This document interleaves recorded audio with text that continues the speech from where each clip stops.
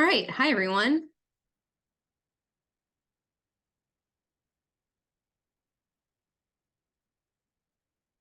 So today, I'm going to be taking lead on running us through today's meeting.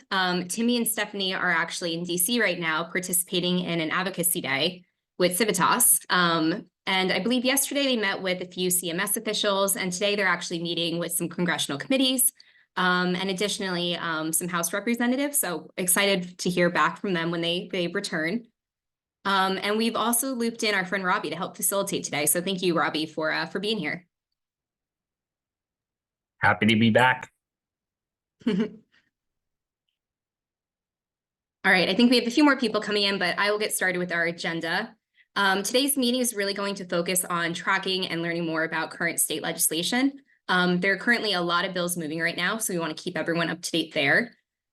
First, we're going to be joined by Aston Williams and Isaiah Scudsman from the California LGBTQ Health and Human Services Network to present on SB 957. They are one of the co-sponsors for this bill, so we're excited to hear from them.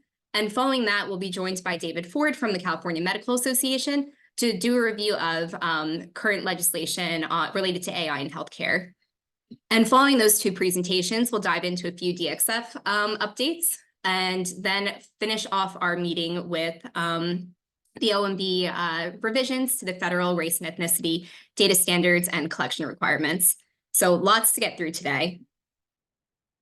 And for those that might be new to C4BH, I would just like to level set. We are a coalition with a shared vision that every Californian and their care teams will have the information and insights that they need to make care seamless, high quality, and affordable. Our 2024 policy priorities are promoting DXF education and implementation, advocating for state funding to advance our data infrastructure, supporting the exchange with social services, and also advancing governance, enforcement, and accountability of the DXF.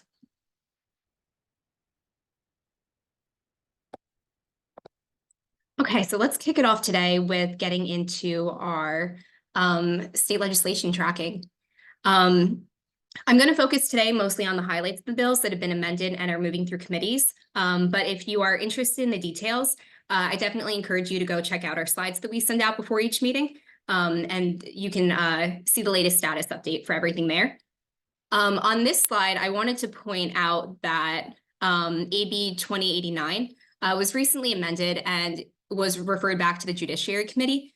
This amendment added in to specify that these additional demographic data collection requirements is specifically for city and county employees.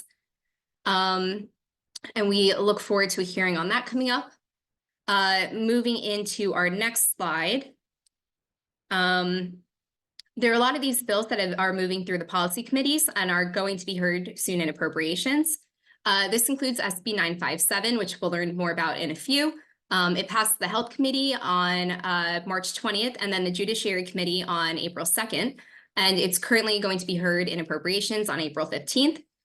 We also have SB 1016, which passed Human Services at the beginning of the month and passed the Health Committee yesterday and was then referred to appropriations. And finally, we also have AB 2250 and AB 2058, which both passed in the Health Committee over the last 2 weeks, and they're moving to the Appropriations Committee as well. And we also wanted to point out that AB 2198 will be heard in Health next week, so we will be tracking that and reporting back. And finally, there were some pretty significant amendments to AB 1943, which we heard at our Connecting for Better Health meeting, I believe our last Connecting for Better Health meeting. And this bill has been amended to align more with the current administration's priorities. So instead of requiring CDII to begin collecting data on telehealth utilization, instead this bill was amended to now require DHCS to report on telehealth use in Medi-Cal. And it also authorizes DHCS to issue policy recommendations based on these report findings. And let me pause for questions real quick here. I'm sure others have also been tracking these bills, and I'd love to learn if any of these are high priorities for anyone here, or if you have anything else to share.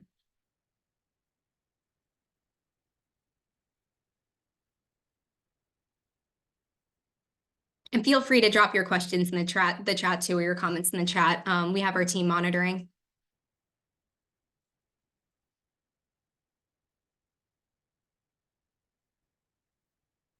All right, not seeing anything, so I will move on to do a quick overview of some of our AI bills. But we do have David Ford coming up soon to talk more about the implications, so I'll focus again on the highlights here. C4BH has been attending all of the bill hearings recently, and as expected, legislators right now are very interested in passing AI legislation. Many feel it's important. It's important to support safe and equitable AI development and use, but they also want to balance by harnessing the benefits while minimizing risks. There's been a lot of sentiments from legislators at these hearings that this is a very complex and complicated topic. And many have made comments that they want more guidance from experts to figure out how to properly regulate it. So C4BH will continue to monitor here and identify opportunities where our coalition might be able to weigh in.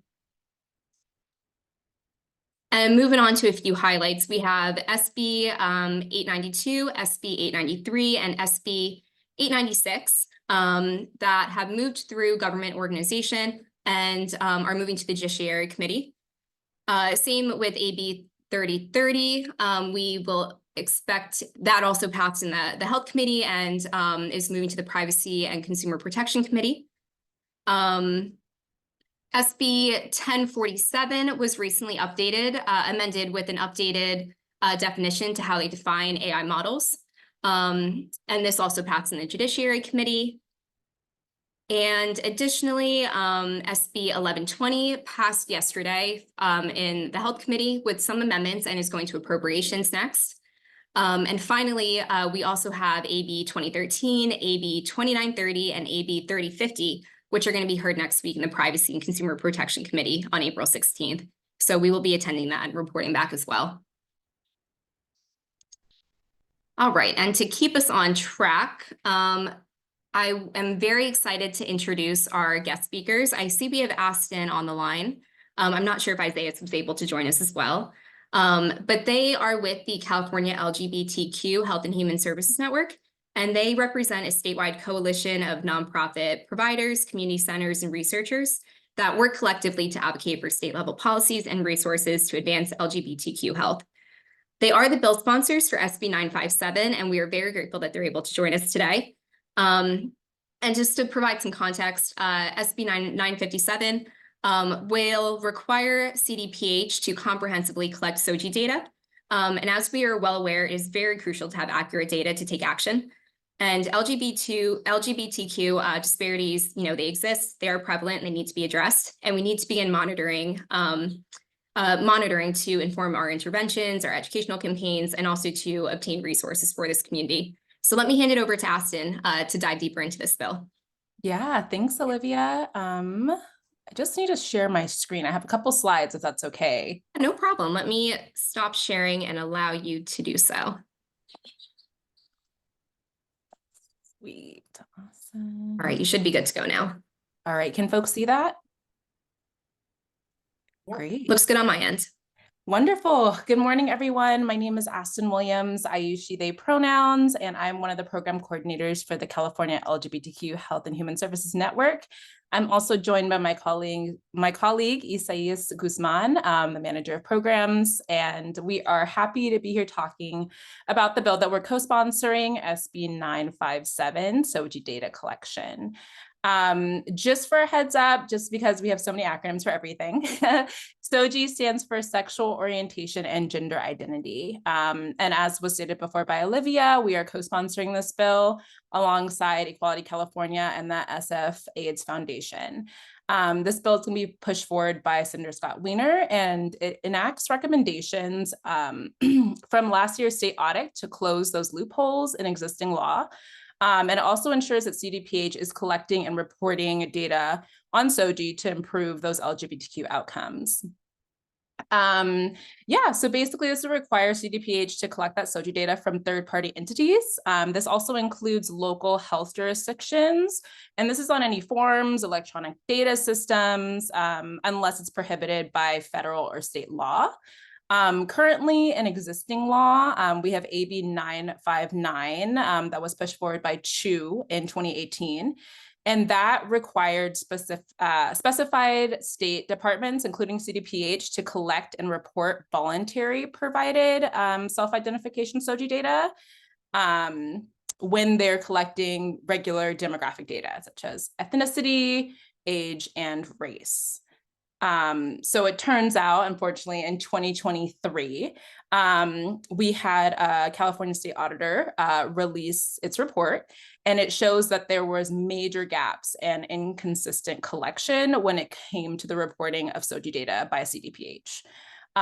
So actually, out of the 129 forms that were reviewed and collected demographic data, only 24 of those forms were required to collect SOGI data, and only 17 of those forms collected complete SOGI data. So there's a little bit of a issue going on here. Yeah, majority of forms were exempt from collection requirements because a third party collects that data separately. And so this exemption severely limits the amount of SOGI data that the department is required to collect.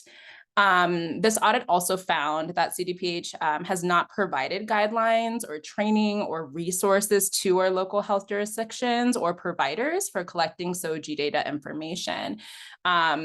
They have not recommended like questions or response fields or anything like that. So we're hoping that this bill can truly get CDPH on board for us and the well-being of our community. So real quick rundown on why this is important. We know that data is important to prove what's happening in communities. It's essential to understanding health disparities. It also assists on providing insight to our government programs to make sure they're effectively reaching those in need of help. It assists with effectively targeting vaccines and other resources communities may need. So in 2020, we know COVID pandemic changed everything, right? And CDPH, some folks may have actually utilized this dashboard.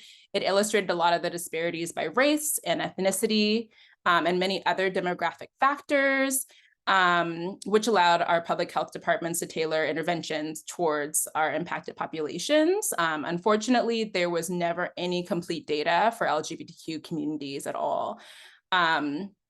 And we know that the data that we do have been narrative from our partners that we've worked with throughout the state. And we know that COVID-19 has disproportionately affected LGBTQ Californians. But unfortunately, since we don't have that data, we will never truly know the true toll the pandemic had in our community.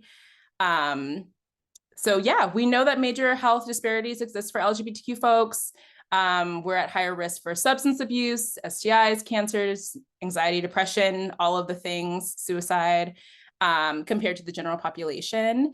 And we also experience worse qualities of care due to stigma and lack of healthcare provider awareness about how to work with us, and just insensitivity in general. And this is on top of the other disparities that we may face, maybe as folks of color, as folks with disabilities, being houseless, all of those things as well. So overall, yeah, this is an issue that we need to figure out. So just kind of wrapping up in conclusion, the intentions for this bill is to require CDPH to collect SOGI data from third-party entities.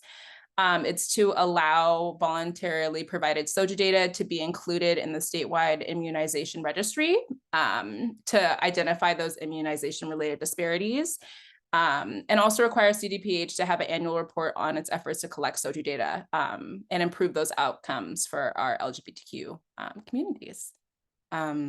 So yeah, that's what we have. Super quick rundown, but thank you so much. Again, I'm program coordinator with the network, and Isaias is also here. Yeah, we're open to answering any questions you all may have.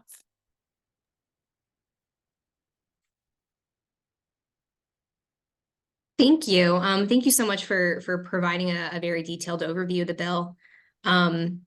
Yeah, you know, we often pass legislation without fully thinking about the implementation of it. So I appreciate that your office, or not your office, but your organization and Wiener's office is keeping an eye on making sure that we're really following through on our actions here. Robbie, I believe you had a potential question. Yeah, thanks, Olivia. Robbie with Blue Shield.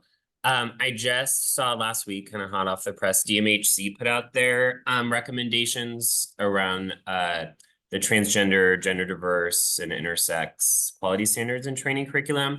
I'm curious if there's any intention to require CDPH to align, with any sort of standards that DMHC or other agencies are like utilizing. I think kind of with the intention to like be able to like consistently capture data so that it can be, analyzed across different programs or plans and such. Yeah, it's a great question. The network was involved with the DMHC's work group, and that's one of the goals is to provide some uniformity across different departments in collecting SOGI data. I think that's one of our North Stars. What we've found is that just asking SOGI questions in demographic and demographic data collection efforts in and of itself has been an uphill battle for various issues that have that are brought up to us from folks not feeling well trained enough or having concerns on asking these questions due to privacy, and yeah, just many not feeling well funded for updating data systems and so forth. And so that is one of our goals that we want to do. And will that happen when this bill passes? It's something in the horizon for sure. Yeah. Great, good to hear. We did also have one question in the chat from Jonathan. Is it possible that this data is captured elsewhere? I was actually doing a little bit of reading on this morning to prepare for our meeting today, and I saw a report from 2023 that I believe only 40% of health records actually contain SOGI data. So I do wonder if, ideally, hopefully this bill passes and SOGI data collection becomes more comprehensive in the state. I do wonder if there's an opportunity for the health system to really leverage this information captured by CDPH in the future. Or if we could just learn from their practices that become in development to learn how to add or to inform how we capture this information on our medical forums. I guess because, I think it's really important that the health system too also has this information for culturally responsive care. So I'd love if our speakers maybe have some thoughts on that, or too, if anyone from the coalition has some thoughts on that, what we could maybe do with this data.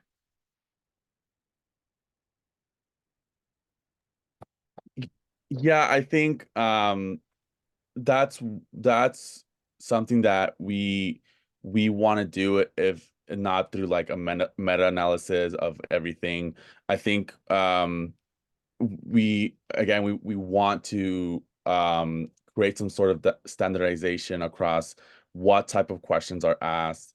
That's really the goal, but we're so behind in what every other community has access to in terms of data that we're just hoping to just get folks to actually start asking the question, then and then start working on what that looks like afterwards. That is one of the reasons that we're advocating for this bill. It's to see how we can leverage the data. How can we not only use that to develop new public health intervention programs? How can we get organizations and community partners to use that to advocate on behalf of our communities for funding, for different resources and opportunities, and start addressing these health disparities. As Jonathan added in the chat, if they haven't asked this question before, we do need a place to start, and I think this is definitely the right place to start. And I'd also like to call out Evelyn's reminder about the USCDI V2, which is a required data element or data standards under the DXF. SOGI data is actually a required element. So I think, there might also be ways for the DXF to also just support SOGI data collection throughout the state. And Ellen, I see another chat from you. In response to SB 969, CDPH did convene an internal work group to advise on standard questions and responses. Do you happen to know, Ellen, I guess if there's any recommendations that have come from that work group or what the status of that work group is?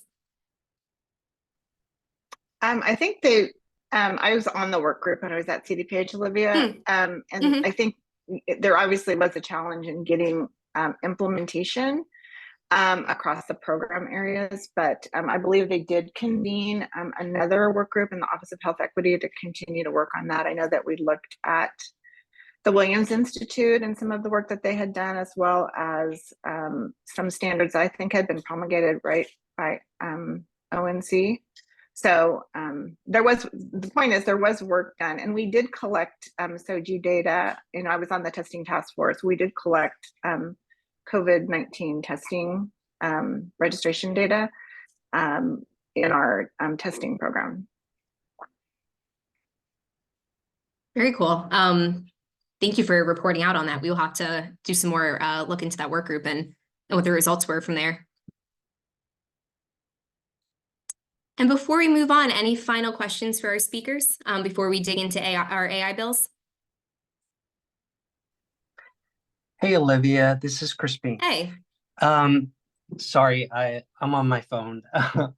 But, one of the things I wanted to share is when I worked in San Mateo County, we started a group called the Pride Initiative, and this was part of our Mental Health Services Act money. And one of the first questions we asked is, why are we not tracking SOGI data? And it turned out that our electronic health records had a switch that we could turn on and start asking and collecting this information. And we got a lot of pushback from providers who said, we don't know what to do with the responses. We don't, for example, if someone showed up as a transgender person that wanted transitional help, there was nothing that they were trained to do or to provide or to give them services. And so that led us to create campaigns of educating our providers of how to do this and why it's important. And we heard a lot of really tragic stories of people who had just fallen through the cracks and did not receive the care that they needed. And even as an employer, recognizing that one of our trans peers had unalived themselves at work because of the way that they were treated. And so, I just want to emphasize that. And also, I worked on a department-wide database that we were trying to create that looked at unduplicated patient counts. And, this also fell into the area of data governance, because in one part of the system, they are one gender, and another part of the system, they're a different gender.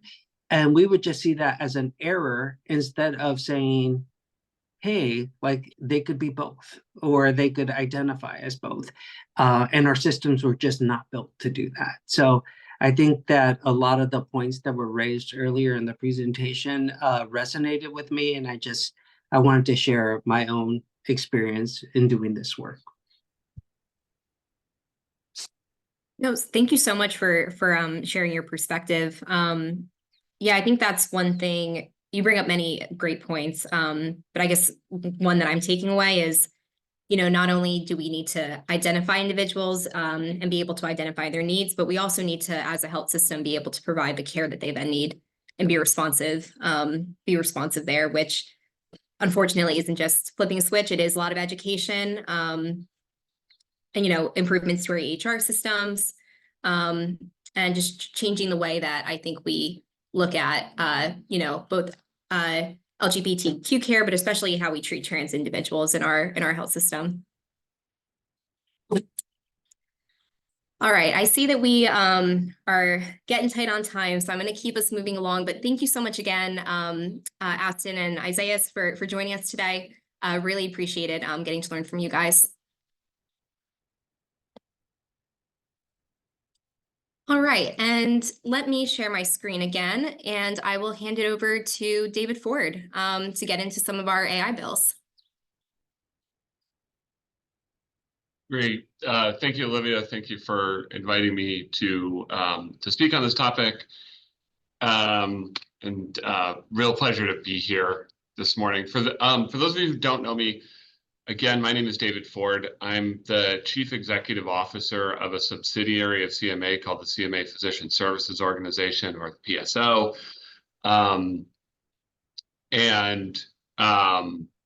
We are the practice support, practice transformation arm of the California Medical Association.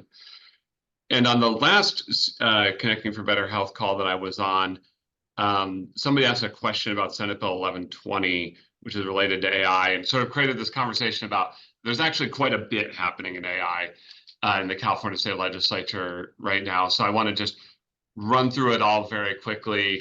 We probably won't have time to really do deep dive on it today, but I'm certainly always available to talk offline if people want to know more about what's going on.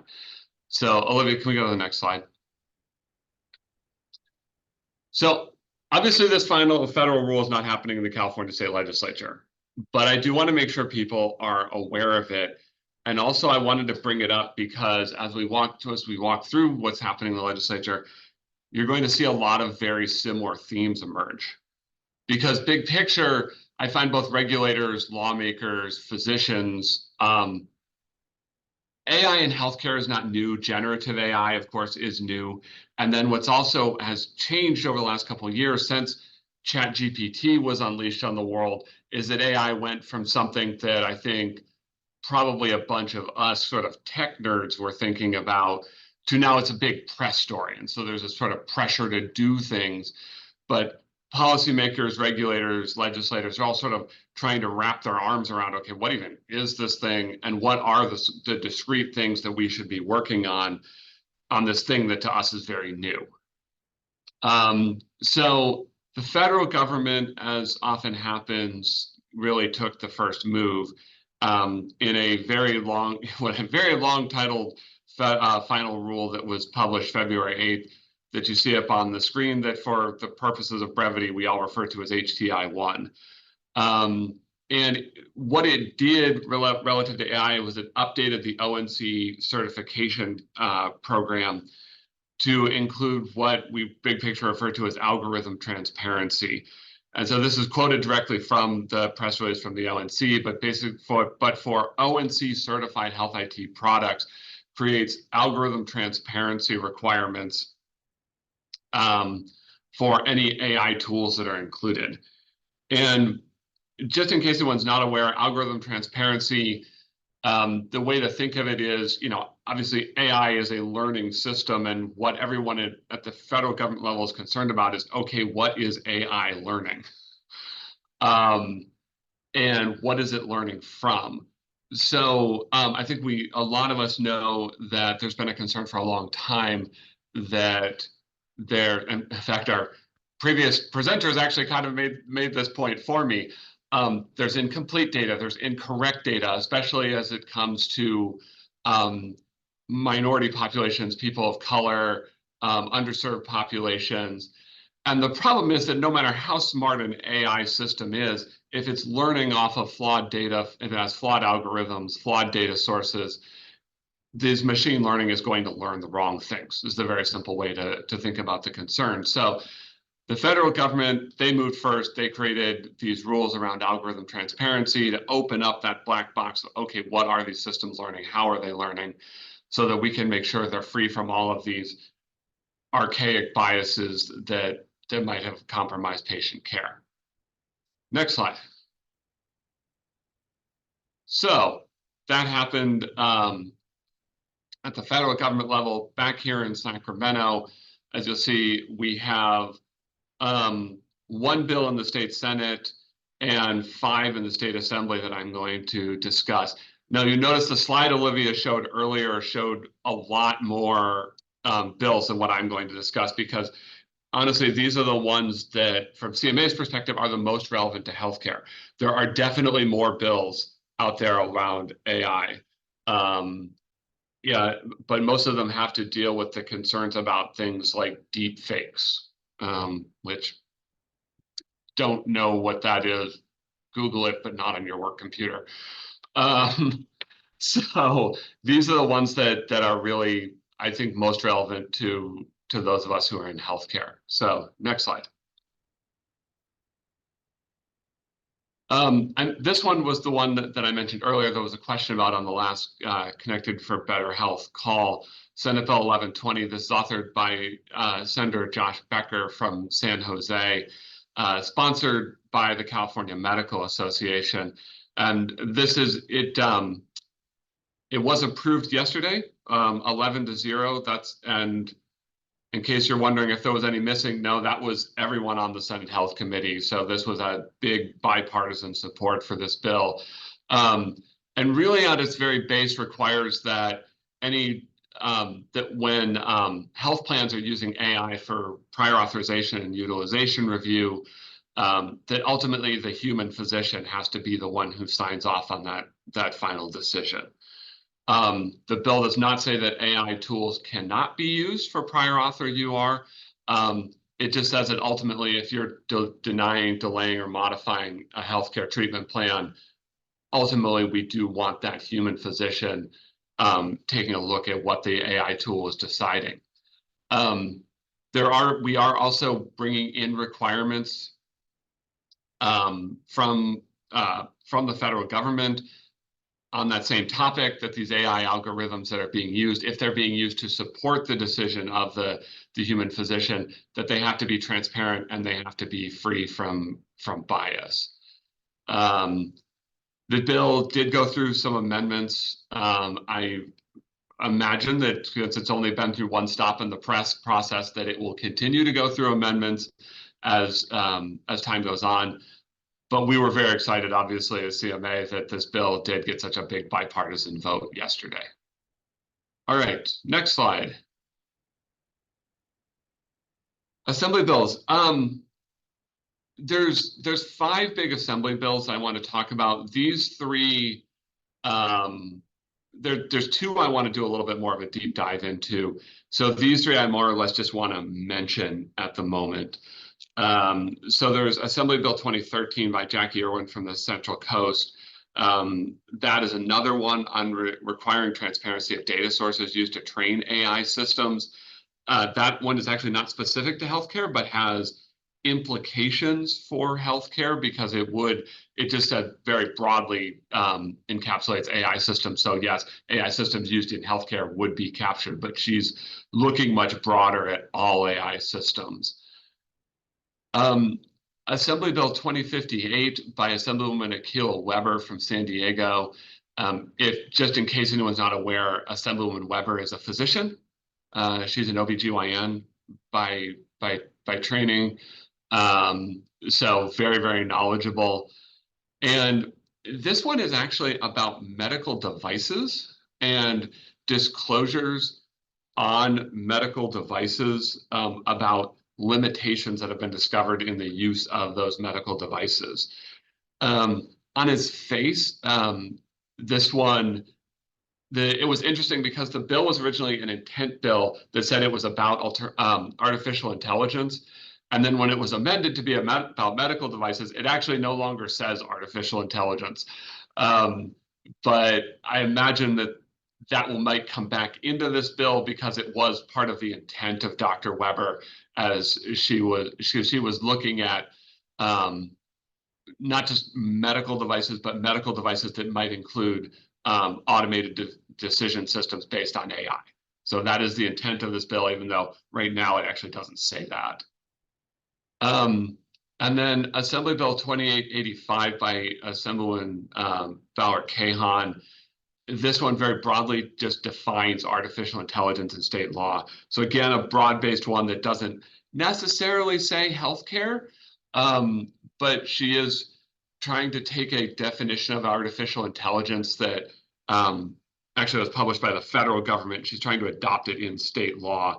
And there's actually been a series of these bills over the last couple of years that they're trying to put the same definition of AI into like basically every little different part of the code, which is interesting, but I think shows sort of where everyone's head is at about AI over in the Capitol right now, which is, okay, we got to start by putting a definition of law of what we're talking about when we talk about AI.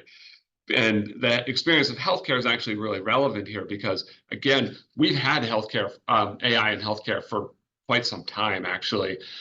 But generative AI, I think we all know, is a different animal than what we might have been talking about 5-10 years ago. And so now it has caused us to sort of do these updated definitions and these updated look at like, okay, what actually are we talking about when we talk about AI? And then in the future, as more and more bills deal directly with AI in healthcare, very likely that they will reference back this definition if it becomes into state law. So I just want everyone to be aware of those. Next slide. So these, as I say, are the two big ones in the assembly I want to make sure folks are aware of, because I believe both of these really could become very political and they're going to become scrums in the legislature. So Assembly Bill 2930, by Assemblywoman Bauer-Kahan, who is obviously very interested in AI and interested in doing a lot of work in this space. I think this is a very well-intentioned bill. I also don't know that Assemblywoman Bauer-Kahan intends to catch physicians and healthcare in this bill, but she does. And actually, CMA's lobbyists have been talking to her office about, hey, we're not sure who you're going after, but just so you know, you do catch us the way this bill is written. And what this bill does is it creates two definitions in state law. So developers of automated decision systems, I think that one's very clear. We're talking about the tech companies that are making these new AI tools. But then she also creates this definition of a deployer of an automated decision system. And this is really more a company that, by the way, could include a medical practice, the way that the bill is written, that is using one of these automated decision systems.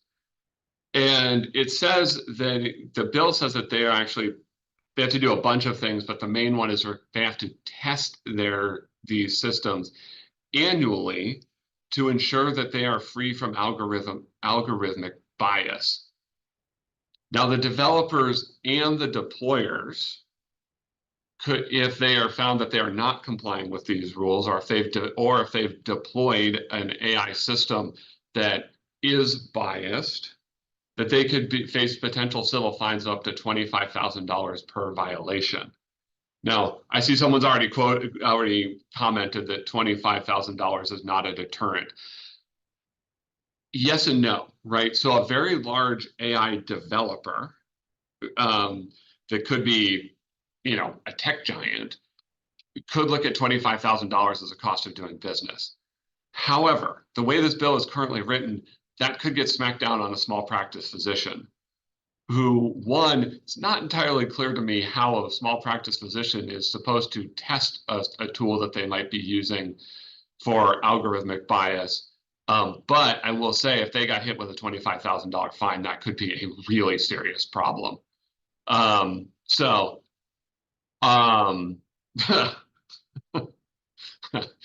Yeah, I see the comment in the chat box. OpenAI, I spent that on lunch yesterday. Yeah, very possible.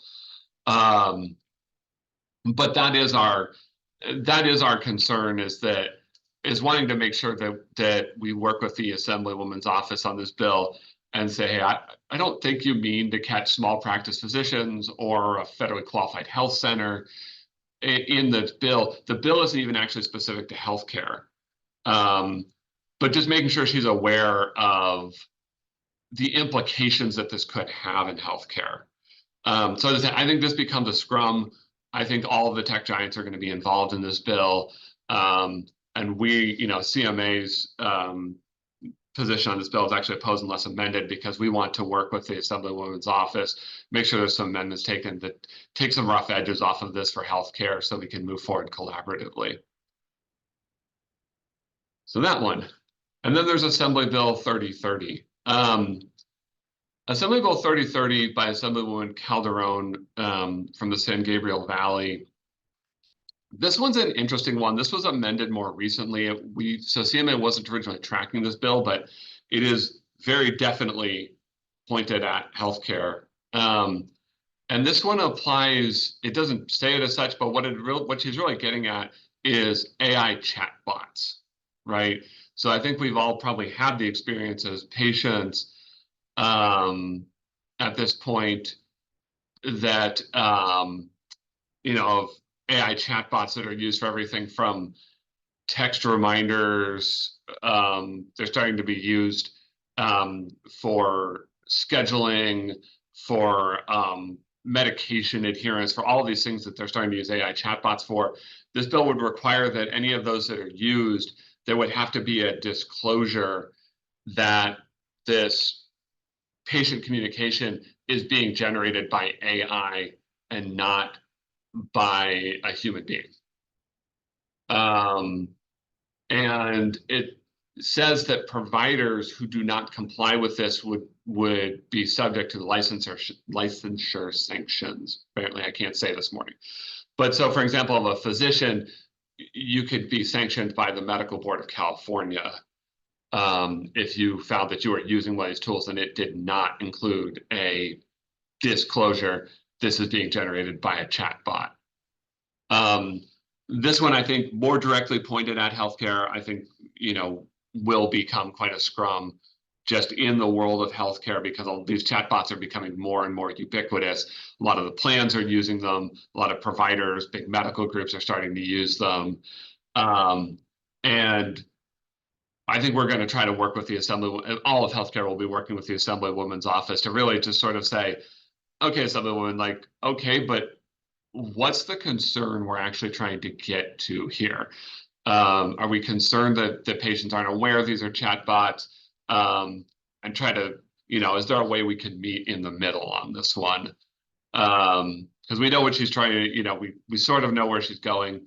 Want to just make sure we can try to work this out. So the bills, Olivia, if you could move to the next slide. This is my shameless plug part of my speech. I know this has been in a lot of the Connecting for Better Health email blasts, but if you're just generally interested in health IT in California, especially in the safety net, and actually we will have one speaker specifically talking about AI in the safety net. Love for you to join us in person next month, May 7th and 8th at the Grand Hyatt SFO in San Francisco for the second annual CMA Health IT Summit. And Olivia just came off mute, so maybe I'm just going to steal her thunder, but Connecting for Better Health will be there. We will have an exhibit hall with some tech vendors and some partner organizations, one of which will be Connecting for Better Health. So I am actually going to put the link in the chat box if you want to find more information, but we'd love to see you there. And I'm happy to take questions.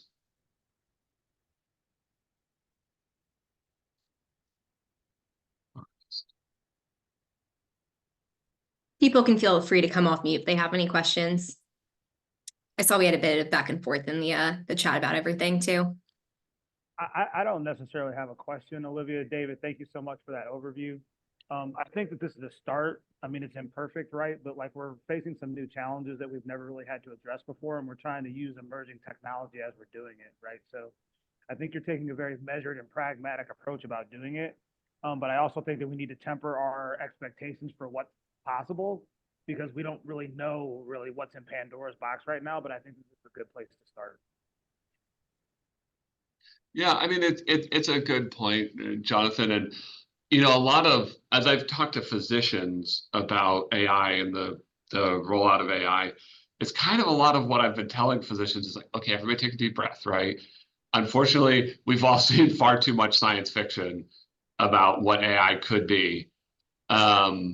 And, but this is pretty new, and we want to make sure that we're not overreacting, because there's actually a lot of benefits to AI, and a lot of ways that it could make healthcare much better if we can steer it in the right direction.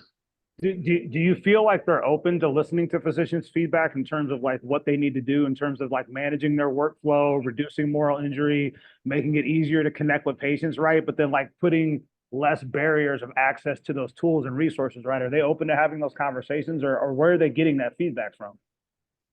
Yeah, I think that they have been. I mean, I think, for the last 2 years, which is really where the legislature's been really talking about AI, we found that the legislators, for the most part, legislators are very aware that they don't know everything, right, about AI. And so they're wanting to hear more from the healthcare world. What's good? What's bad? What are you worried about? What are the benefits of AI?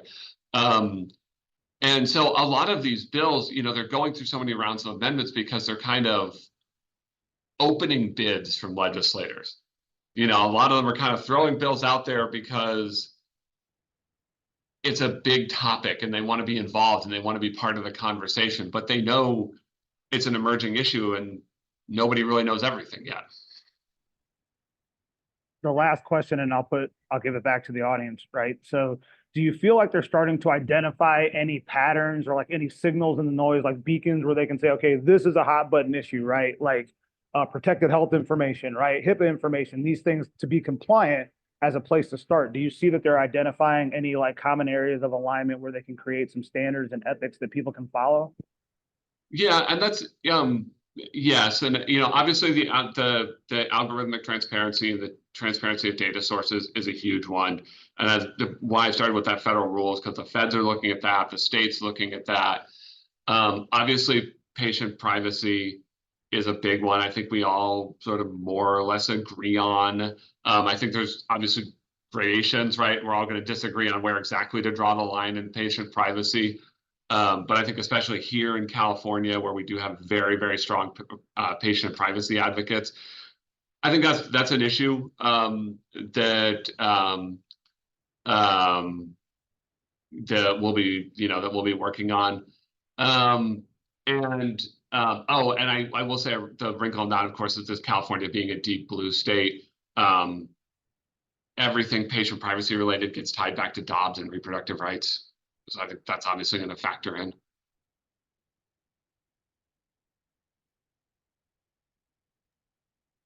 Thank you.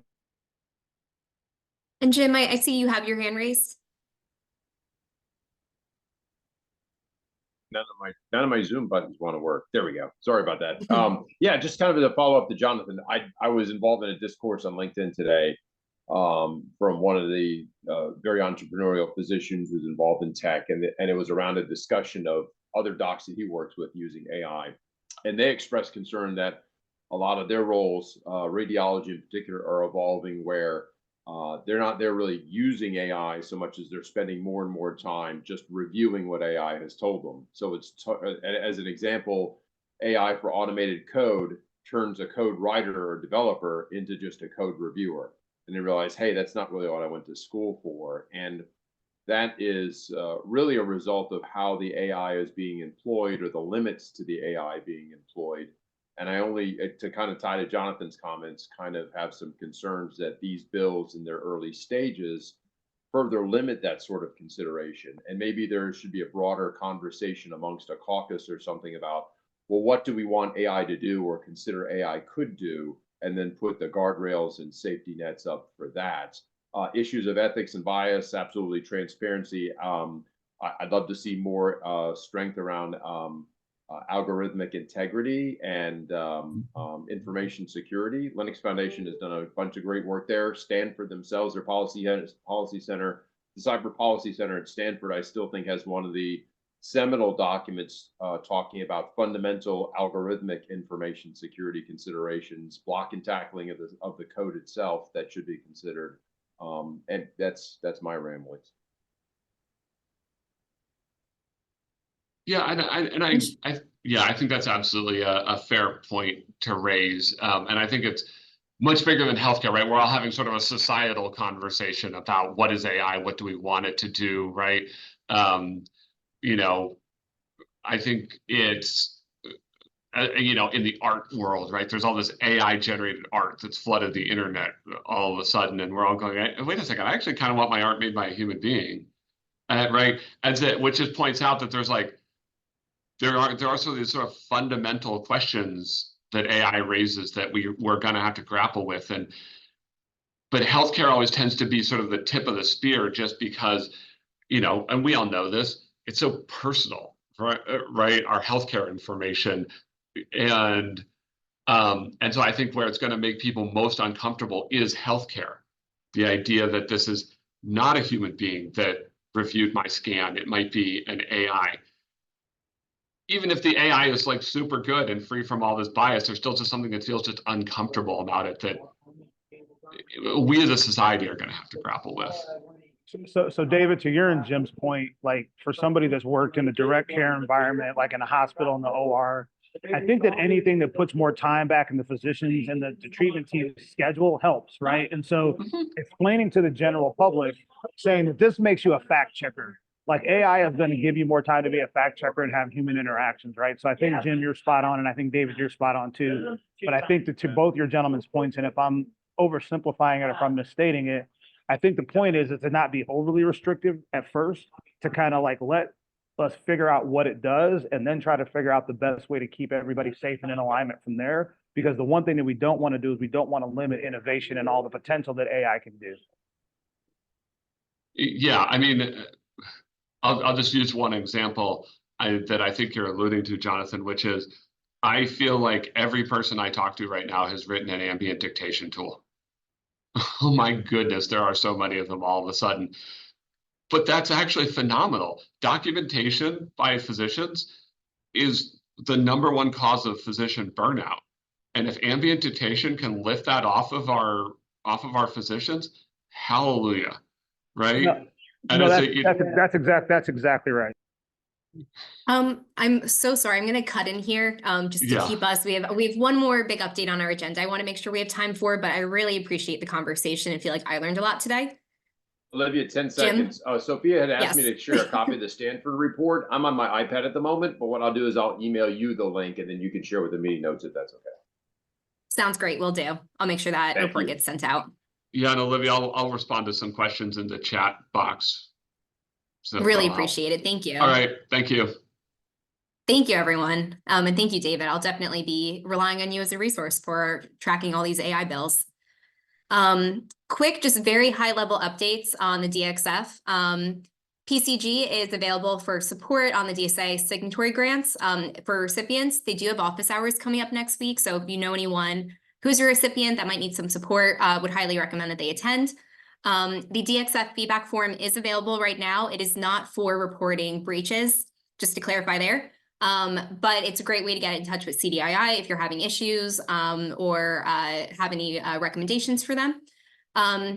And finally, I won't get into the specifics, but the Policies and Procedures Subcommittee meeting did convene yesterday, and they spoke about some implementation progress updates, their approach to develop impact measurement of the DXF, and they also proposed some priority topics for consideration to develop future PMPs around cyber attacks and like notifications there, push-based information delivery, and also allowing individuals to opt out of their information being shared through the DXF.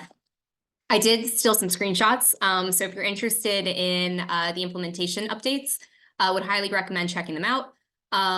They are starting to report on the denominator for different signatory categories, which I think is really great. And they are also disaggregating amongst the voluntary signatories. So I think a lot of great and interesting information there. CDII is also reporting on, is also analyzing the participant directory and how different participants are preferring to receive data, deliver data, and also, I guess, receive requests for ADT events. And there's definitely more information available in the PMP meeting slides that will probably get posted on CDI's website within the next week or so. But let me hand it over to my coworker, Kevin. Kevin, I'm so sorry we ate up a lot of your time today, but we do want to have a few minutes to get into the recent OMB revisions to the federal race and ethnicity standards.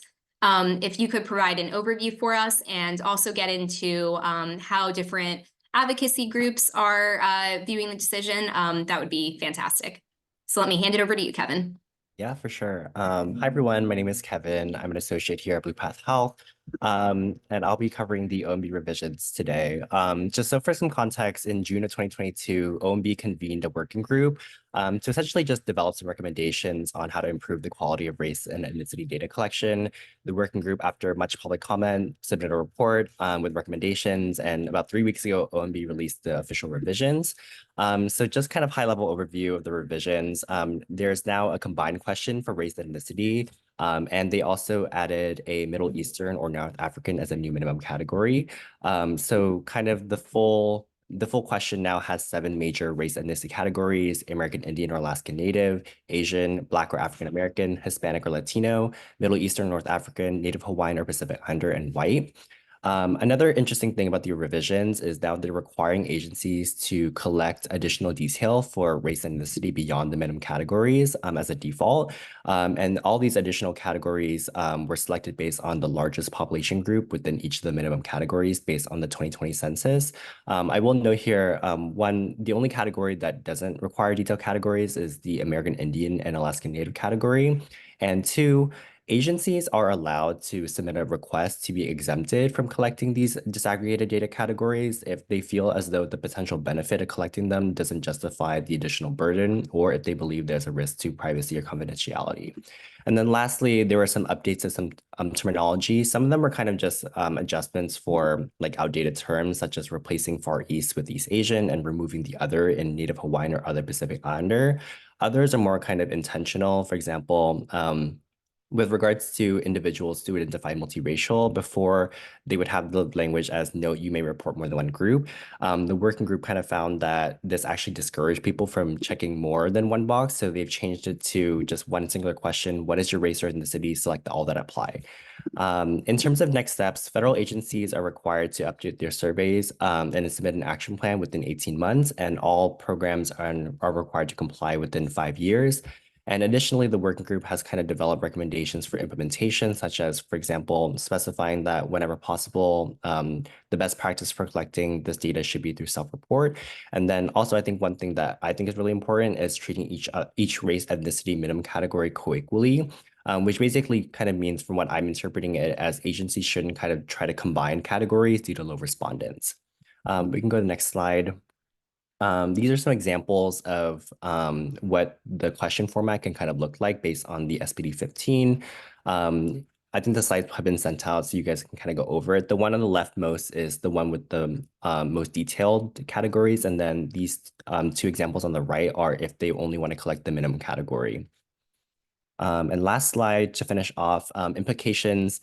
The US Census Bureau recently released like a blog / statement that they'll be implementing these revisions in the 2030 census and American Community Survey. I foresee that we will probably see more of these kind of statements as more agencies kind of implement these revisions.